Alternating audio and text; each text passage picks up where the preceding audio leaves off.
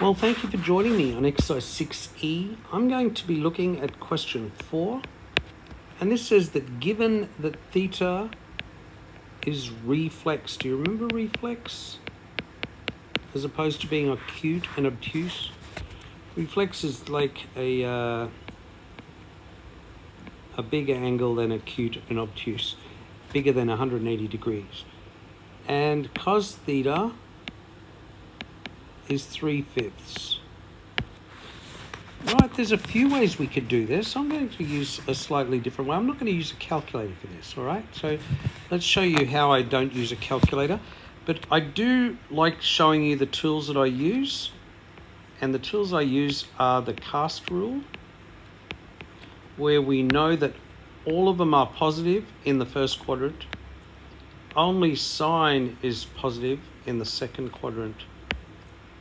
Only tan is positive in the third quadrant, and only cos is positive in the fourth quadrant. Well, here and I like to use, I better show you,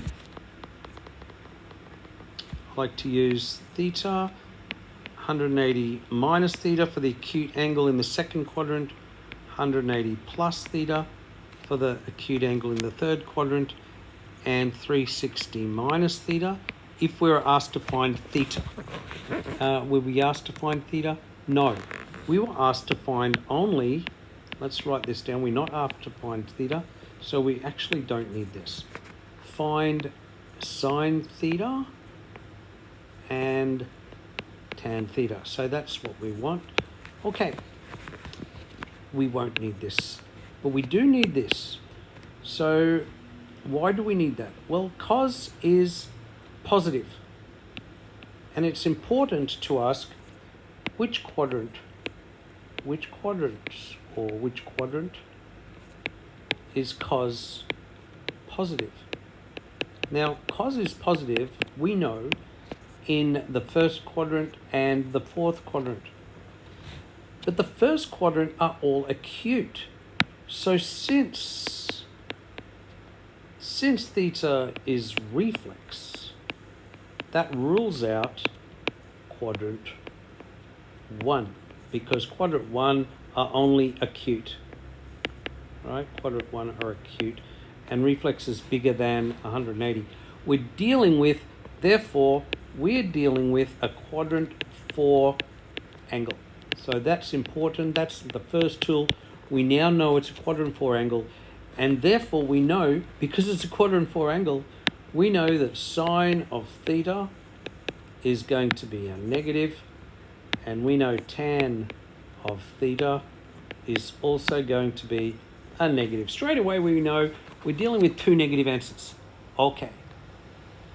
Now let's use our acute, and I'm going to use a right angle triangle. And I'm going to put a theta in here. And because cos theta is adjacent over hypotenuse, can you see that 3 must be the adjacent side and 5 must be the hypotenuse side? Adjacent over hypotenuse, 3 over 5. So the adjacent side must be 3 and the hypotenuse side must be 5. So therefore, we know this is our acute triangle. That's going to help us find the acute rules. Now, what is this side over here? Well, a squared plus b squared equals c squared. Remember that? 9 plus b squared is equal to 25.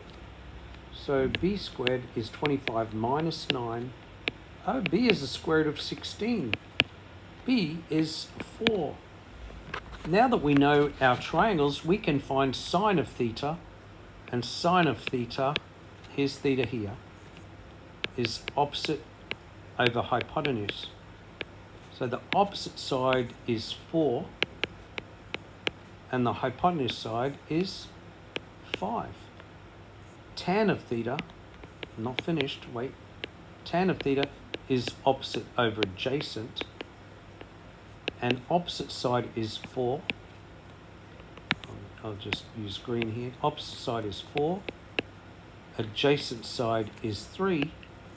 Now, the thing is, we know that both of them are going to be negative. So as we said, our answers are negative, and sine of theta is going to be negative 4/5. Tan of theta is going to be negative 4/3. So therefore our answer is sine of theta is negative 4/5 or negative 0.8.